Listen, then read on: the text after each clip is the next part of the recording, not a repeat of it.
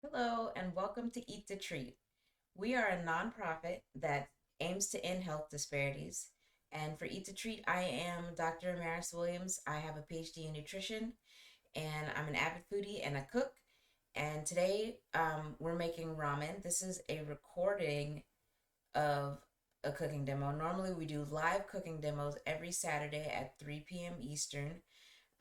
But for the holiday weekend, I decided to travel. So we are doing ramen as a recording, and I will be answering your questions at 3 p.m. Eastern, Saturday, September 2nd, um, right before Labor Day at 3 p.m. Eastern. So if you have questions, put them in the comments, and I'll be monitoring the comments from the hour of 3 to 4 on um, September 2nd, 2023. Okay. All right. So let's get started with the ramen. Okay. So the first step is let's get some sake in a cup. So sake is a very high alcohol wine, and you don't drink a lot of it. Let's see how much alcohol this has in it. This is 15% alcohol by volume. Um, and most wines are about 11 or 12%, some as low as 10%. So um, this is considerably more alcohol. So we're only gonna have a small portion. I don't have a proper sake cup, but I do have this little teacup that I drink my espresso in. So I'm gonna pour myself a little bit. I haven't tried this sake, so let's see how it tastes.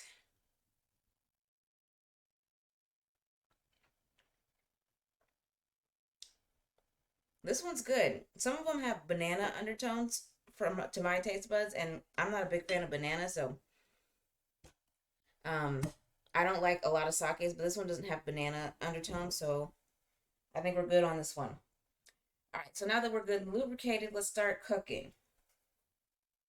Um, Now what I have here is a bowl of water to wash my bok choy in, and um, a pot to cook the broth in.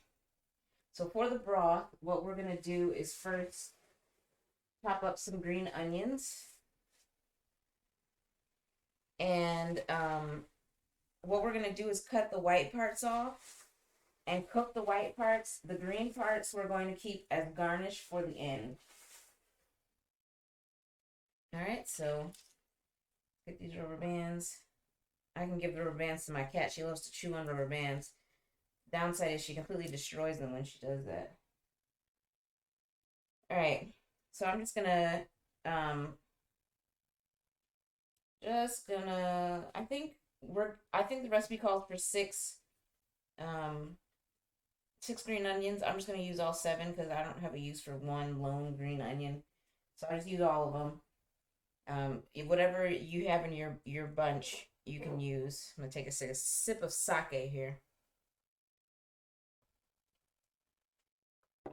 All right, so I'm just gonna start slicing it, and when I get to the white part, I'm gonna stop, put the green in a bowl, um, and then keep slicing the white part, and then put it in the pot and start cooking it. So I'm just gonna slice them all together, and you can do this at an angle to be fancy. You'll end up with kind of ovular shaped pieces, or you can do it just straight. So I'm gonna be fancy today and do it at an angle. I'm keeping my fingers curled under, um, and away from the blade of the knife, but at the same time trying to hold this stuff together. So it's a little difficult. Uh, but I got the claw hand going on here, and that's how you should be cutting these. So because I'm doing it at an angle, I'm starting to get to the white part on the ones at the far end, but I haven't gotten to the white part on the ones that are closest to me. So big piece. I'm going to keep cutting the closer ones and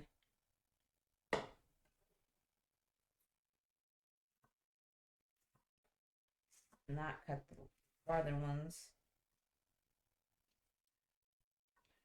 And then this piece, sticking out crooked, has avoided the knife. Lucky. I'm gonna get it though. It's not gonna escape for long. All right.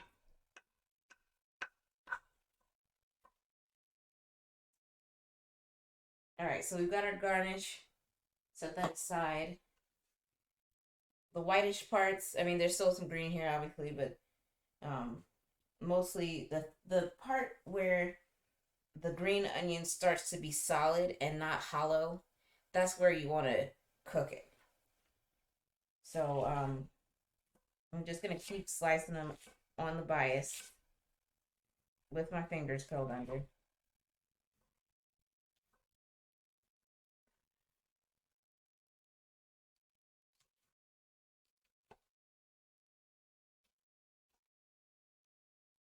All right, starting to get to the ends here.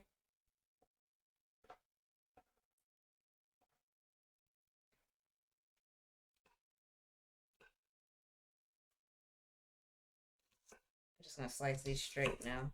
Stop trying to be fancy.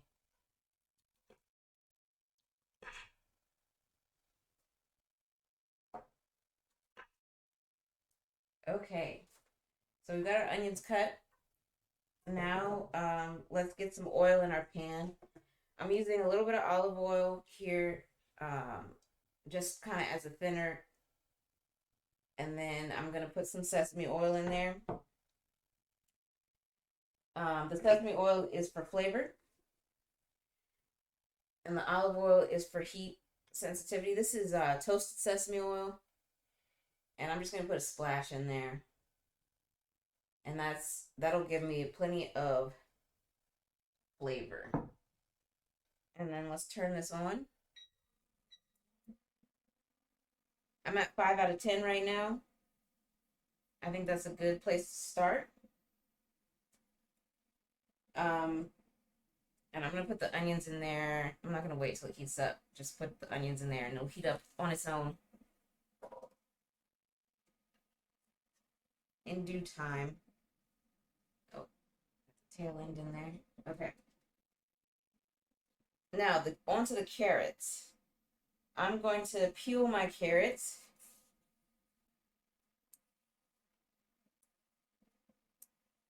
I've got 4 large carrots. And by large, you can see what I mean. It's pretty large. So I'm just going to peel those carrots.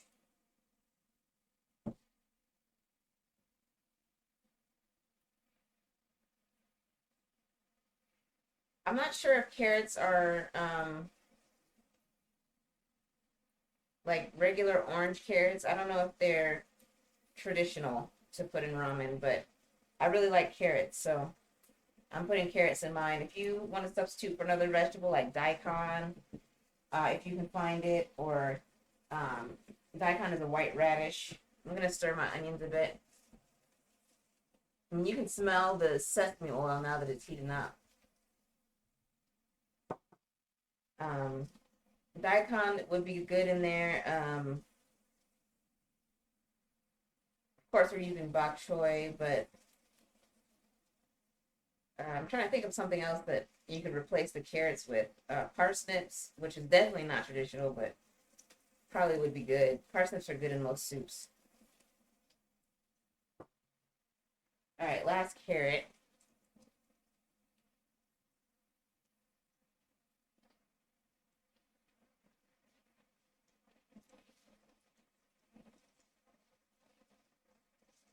Okay. Get rid of all these peels.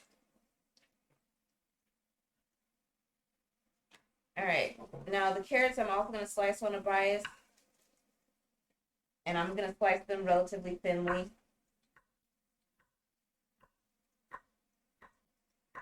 And again, I have my fingers curled under. And that's why you saw my carrot slip there.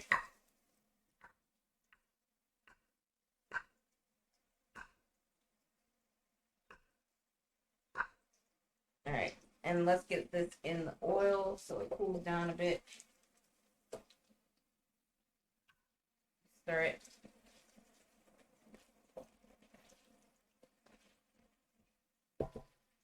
All right, keep cutting your carrots.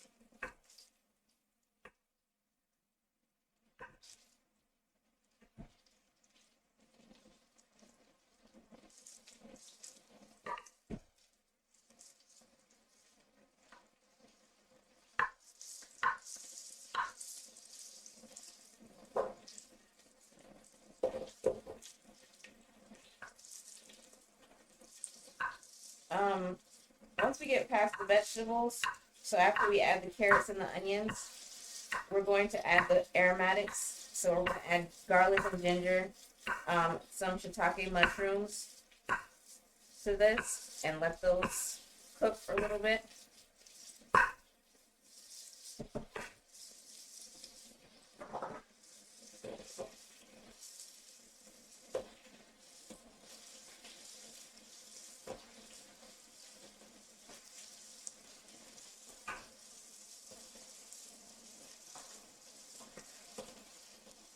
All right.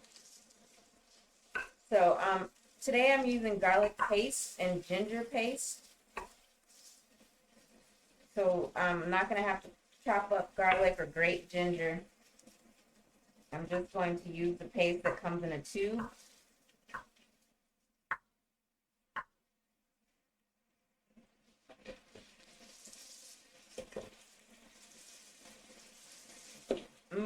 Carrots.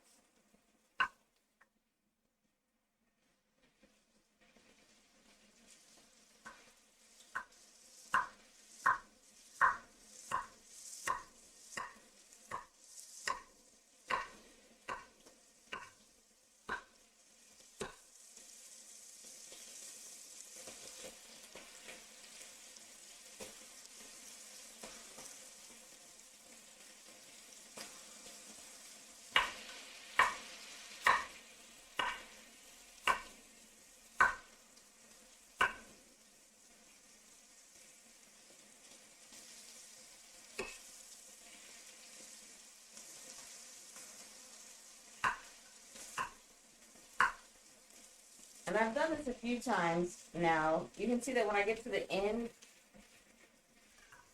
and I no longer cut my carrot on the bias, I just cut the end of the carrot off. And then slice little triangular pieces left over. So I'll show that again. Last time.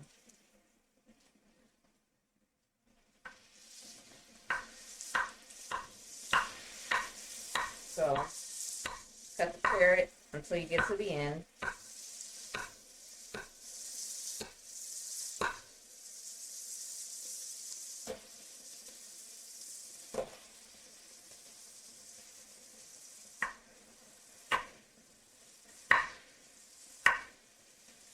Alright, so now I've gotten to the end of the carrot. And I'm left with this little triangular piece. So I'm just going to cut this ugly end off and then slice what's left.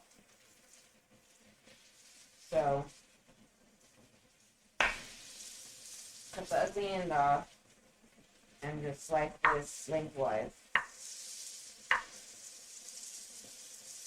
Alright, so now we're done with the carrots. Give the pot a stir.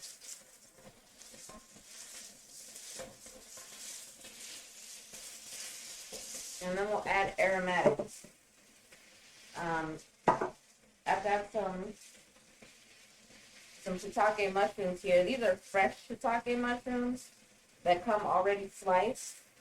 But you can use dried shiitake mushrooms. What you want to do is boil some water or heat it in the microwave so it's really hot. And then put the dried shiitake mushrooms in the hot water, but not over the heat. So turn the heat off. Then when the water is no longer boiling but still hot, put the shiitake mushrooms in there and cover them and let them sit for 10 minutes to kind of soften up. Then you slice them and then you can put them in the pot. But these are fresh. They haven't been dried. So I'm just gonna put about, let's see how much we're gonna package. This is 5 ounces, so I'm gonna put maybe half of this in there. If you're using dried shiitake mushrooms, so if I'm putting 2.5 ounces of wet shiitake mushrooms in my soup, then dried, you probably want to put 1 ounce. Okay, so that's how much I'm putting in my soup of fresh. Give this a stir. And this is, the shiitake mushrooms are more flavorful than pretty much any other mushroom that you're going to get at the store. And it's going to give you that characteristic flavor. So I wouldn't skip this. I wouldn't omit it. Just like the sesame oil, I would not omit the sesame oil. If you can't find it, sesame oil is pretty ubiquitous, but shiitake mushrooms are not. I would order it on Amazon. And while you're ordering things on Amazon, you might also look for some other traditional or authentic ingredients like miso paste. That's what this is, miso paste. This soup is good with miso paste in it. You only use about a tablespoon, so that package that I found this package at a regular grocery store. It wasn't a specialized grocery store. It wasn't that expensive. I got, for like 2 pounds of this, I got it for $7, which is not bad. Another traditional ingredient that you might want to use is called kombu. It's dried kelp, and it gives the umami flavor to the soup. And what you would do with the kombu, so the miso paste you would add like right now after you got your vegetables in there cooking, but before, and when you add your aromatics like your ginger and your garlic, so you would add the miso with that and stir it in before you add your liquid. The kombu you would add after you add your liquid, and you just cut like a 4-inch by 4-inch square of kombu and put it in there and let the liquid boil with the kombu in there. All right, so let's put our garlic and ginger in. I'm going to put about a tablespoon of each in.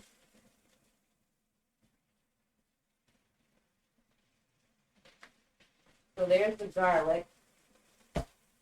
And then here comes the ginger paste. Put about a tablespoon of that in.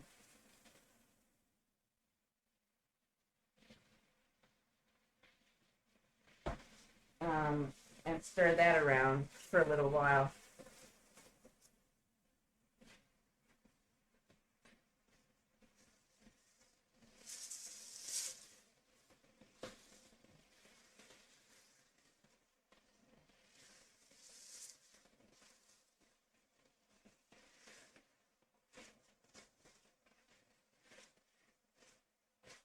All right, and I'm gonna keep stirring this. I'm not gonna stir it and then talk and then not stir it, because the garlic and the ginger, I don't want them to burn.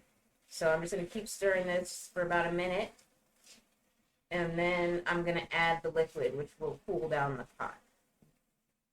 And the liquid I'm using today is chicken stock, but you can use vegetable stock and make this a vegetable dish.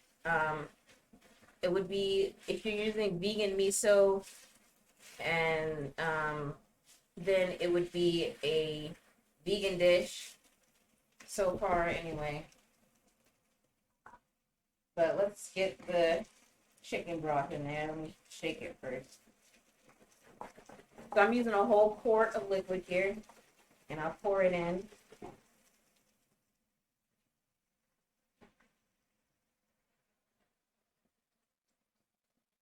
And then while we're adding this liquid, we're also going to add some soy sauce to flavor it. I'm using a low sodium chicken broth. You can also get no salt added chicken broth, but the grocery store that I went to didn't have that. Um, this is a low sodium, free range, low sodium chicken broth.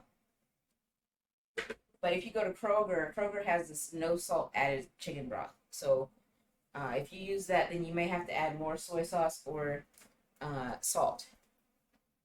But I would add the salt at the end and do it to taste. So after you taste it, add your salt. So let me just make sure with my recipe that we got everything in there that we're supposed to have. I've looked at the recipe and still forgot to tell you guys to add the sake to the pot. So add the sake to the pot right now, stir it in. So the soy sauce, I put 3 tablespoons of soy sauce on the recipe, but I'm just gonna put about 2 tablespoons in there and then taste it at the end. And then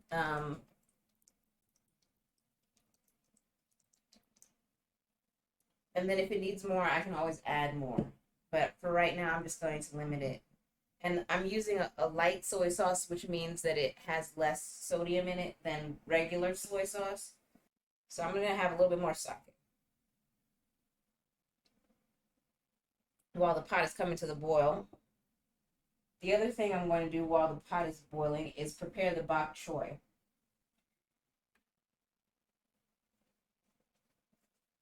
All right, so on the recipe, I put baby bok choy. If you can get it, they did not have bok choy, baby bok choy at my grocery store. They had this ginormous uh, heads of fully grown bok choy. So another rubber band that the cat will enjoy. So what I'm gonna do is cut these leaves off. If you have a baby bok choy, what you want to do is cut it in half lengthwise, like this, lengthwise, and then turn it, cut it in half again so you have quarters, and cut it in half again so you have eighths. And then you can rinse in between the layers in your bowl of water or in your sink or wherever you are, and then we're gonna blanch them in the broth. Now, if you have a big old head of bok choy like I do, I'm just gonna cut these leaves off one by one, and probably cut them in half, like lengthwise, like this, and then rinse them, and not sure what that is. Rinse them, and then I'll blanch them the same way as you would blanch um the quarter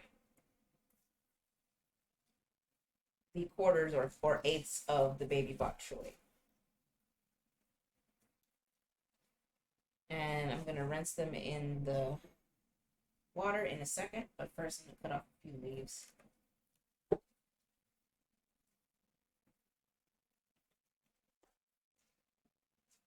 Okay, that's probably enough. Save that for something else. So, like I said, I'm gonna cut these in half lengthwise, like this, and then put them in the bowl to rinse. You can blanch your bok choy in a separate pot.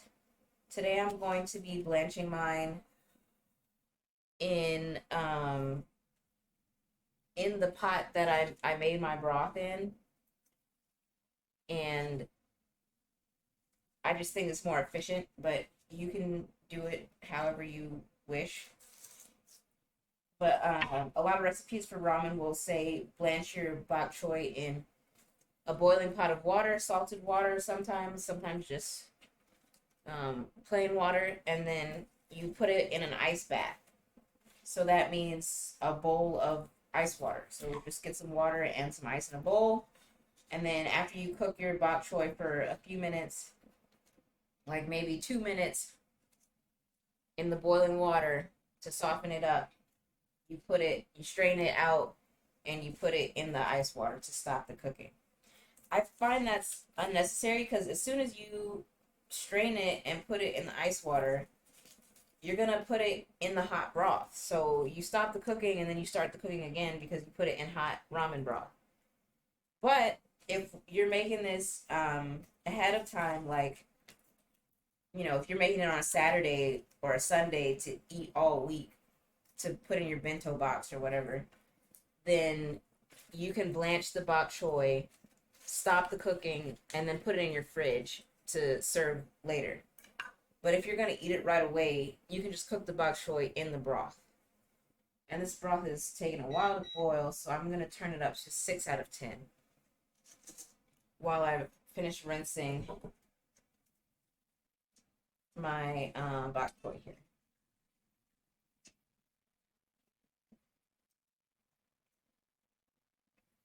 So just, getting all the visible dirt off my bok choy.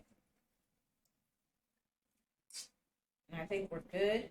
What I'm going to do now, while I'm waiting on the stock to boil, is drink some more sake.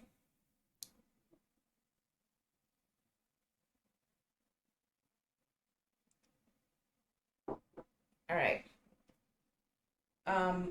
I made another video before I made this video of me boiling some eggs.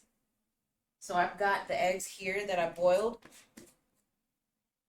I'm probably going to peel these, but cut that part of the video out. Because no one wants to watch me peel eggs. And then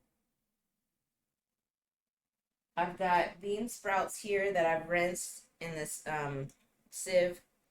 And this is going to go in the broth, in the bowl that I serve in. And I'm going to pour the hot broth over the bean sprouts. And that's going to cook them. They don't need to go in the pot. And let's talk about the noodles, because this is ramen. And this recipe is much healthier than if you got a pack of ramen noodles and use this little sodium packet that they give you with the flavor and the salt and just ate that. Like, that's just straight carbohydrate with salt. It's not any nutritive value other than calories and salt. So this recipe is an improvement on that. So you can just throw the salt packet out and put your ramen noodles in this pot and call it a day. But if you really want to go for the healthiest possible version of this, you should get a whole grain noodle. And that can be a whole wheat pasta, like just a regular Italian style pasta that's pretty easy to find. Or you can get a specialty Asian style pasta where instead of being made with white rice, it's made with brown rice. So here is some examples of that. There's this, which is a whole grain rice vermicelli, which just means brown rice. Use brown rice to make it. And you can find this. I got this at Whole Foods. They sell that. And then there's also udon and soba rice noodles that are brown. You look for brown rice noodles, 100% organic brown rice. And then this is buckwheat and brown noodles, 100% organic whole grains. The organic part is not as important as the whole grain part. And what the whole grain is going to do is going to give you fiber, whereas there's no fiber in white rice. No, not an appreciable amount of fiber in white rice. And then there's also these Thai Kitchen brown rice noodles, and these are for stir fry, but you can use them for whatever you really want to use them for. This one I found at a regular grocery store. The other ones I got at Whole Foods. You can order them online if you are, someplace where there's no Whole Foods or you don't want to pay Whole Foods prices. All right, so my pot is boiling now, so let's put the bok choy in, and then I'm gonna pick one of these noodles. I don't know. I'll probably pick one that I haven't tried before. I did try the Thai brown rice noodles.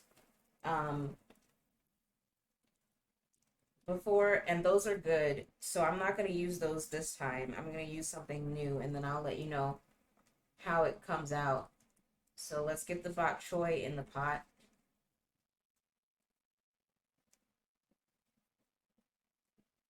And get that cooking, and then we'll get the noodles in the pot and cook the noodles.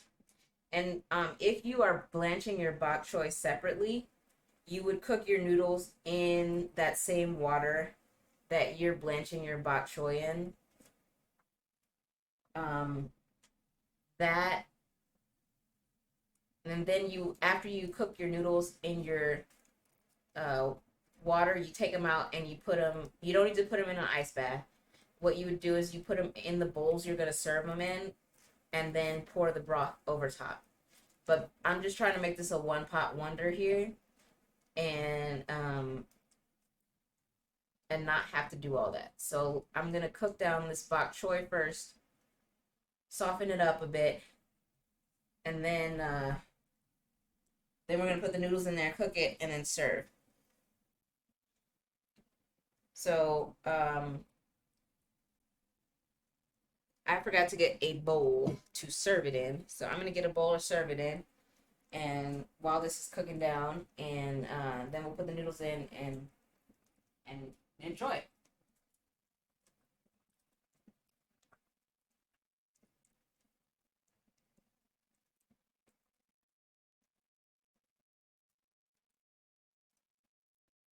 All right, I'm gonna peel the egg now while the bok choy is cooking.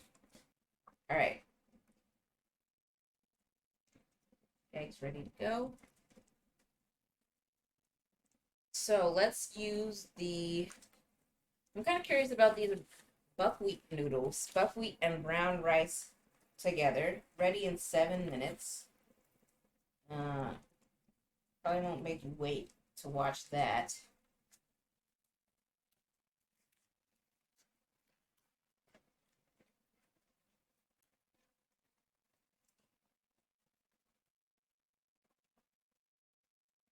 Shouldn't take that long, really.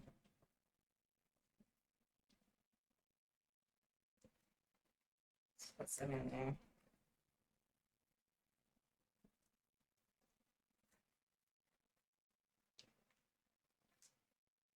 I'm gonna use about half of this um, container.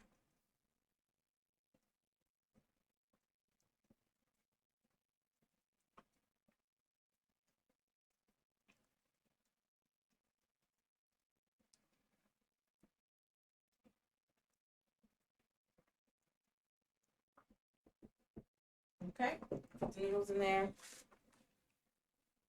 And when they're done, then and the bok choy is cooked through.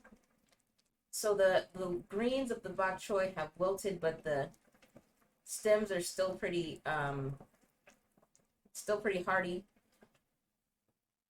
I'm gonna turn this down to 5 out of 10 again because it's up at 6 right now, and it's boiling a little more vigorously than I would like. Um,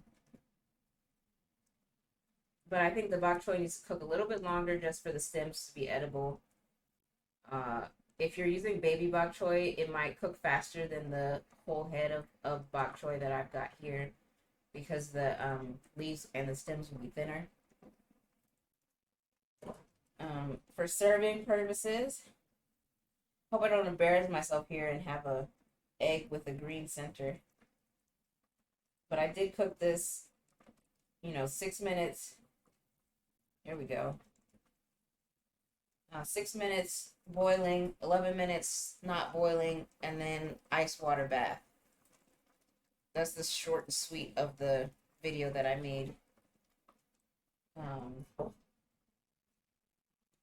But uh, that's how I made the boiled eggs. And it kind of, you can see a little bit of green, but it really prevents your eggs from having the green ring around them. Someone I know who will remain unnamed just boils the eggs until she remembers to take them off the heat. And they're very green. So that method is not ideal. So let's talk about carbohydrates. So this recipe is going to have as many carbohydrates as you put noodles in there, and it's going to depend on what noodle you use. So the one that I used, um, you can see has 43 grams of carbohydrate per container. So the serving size is 2 ounces, the whole container. I use about half of that. So 43 grams per whole container. So I use half of that. So that's about 22 grams of carbohydrate. And this is 4 servings of soup. So 22 divided by 4, we got about 5 grams of carbohydrate, 5.5 grams of carbohydrate in each bowl of soup from the noodles. There's some dietary fiber in there, but not a whole bunch. I wouldn't worry about doing the subtraction about the dietary fiber. And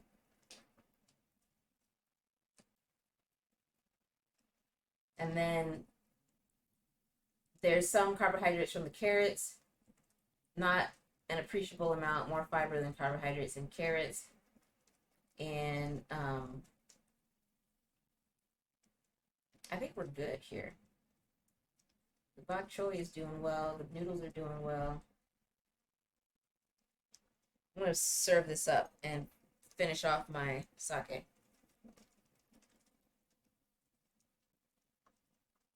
Oh, I forgot to put the sake in the pot. So, oh, goodness gracious.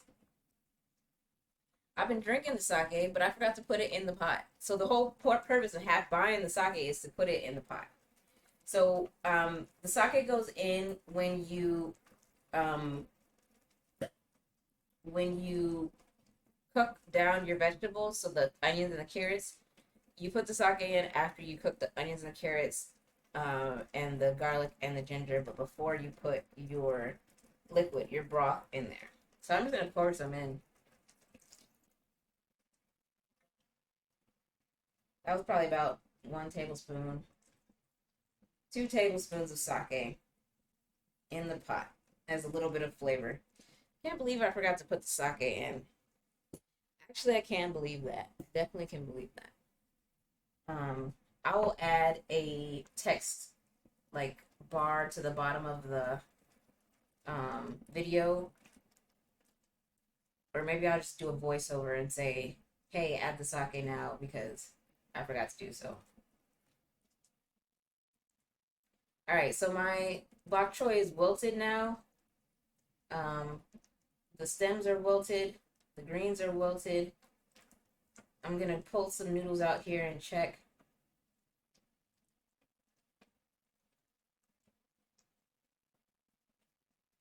If I can get some noodles out.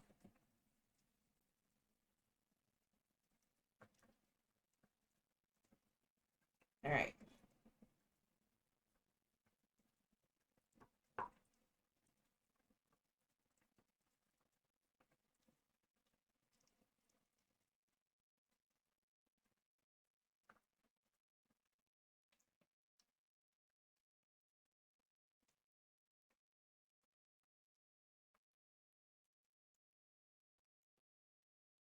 All right, we're good. So let's get to serving of this dished up. Turn the power off. All right. Put all the vegetables in there. Some broth.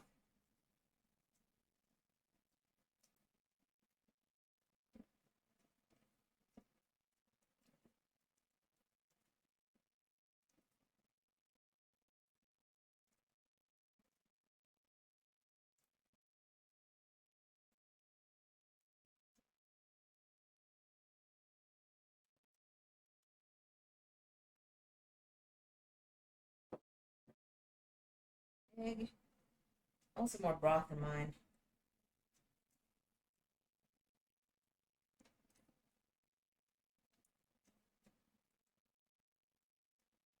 All right. Let's give it a taste. I'm going to taste the broth to make sure we got enough salt in there.